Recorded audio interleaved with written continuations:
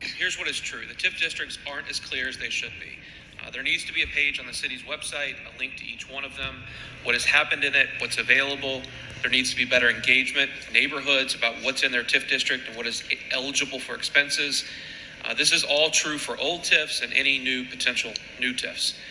This is true of money at the city that isn't a TIF, and I've fought for years for more transparency, and that applies here.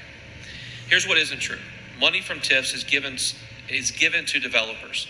Huge amounts of TIF funds were spent by the city on public improvement projects, parks, pedestrian safety, new sidewalks, and blighted building stabilization. There is often opposition to TIF as a concept, but it's hard to find people opposed to the actual use of most of the funds.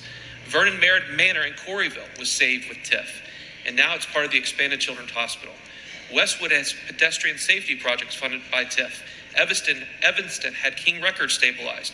Here are some of the projects that have been funded by TIFs. I'd like you to tell me which one of these we shouldn't have done.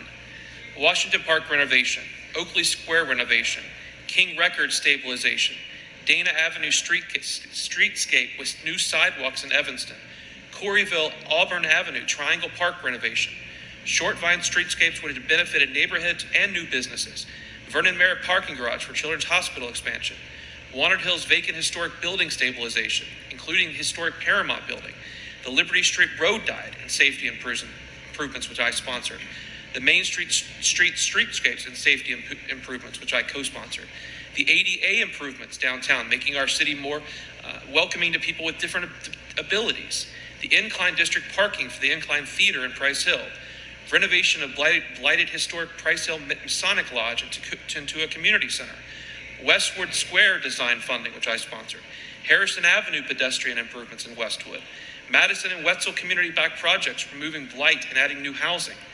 I disagreed with one TIF vote, it was FC Cincinnati, but there was a public meeting. I criticized it. I voted against it. No one has stood against FC more than me, but there were 5 votes. It wasn't a secret. There were weeks of discussions, and that's democracy. That one vote I disagree with doesn't mean I oppose Corryville getting a park, Westwood getting safer streets, or King Records being preserved. And I just want to say that we were just handed a memo that I asked for last week by the administration, because the last thing I want to do is hurt the school district by creating TIF districts. The conclusion of the city administration was, when accounting for the variation in property taxes applicable to different parties and additional factors delineated below, the 27 pilot, which is property taxes in lieu of taxes, that CPS will receive for each of the proposed TIF districts will make CPS whole for revenues they would have otherwise received from property values exempted by the TIF districts. When considering all impacts on CPS revenues and additional benefits that were accrued to CPS as a result of the TIF district, as discussed above, the TIF districts may even lead to increased overall revenues for CPS. So the facts are just not what we have been tweeted about and tagged on Facebook. The fact that people have said there's no member of council that's a progressive member is insulting.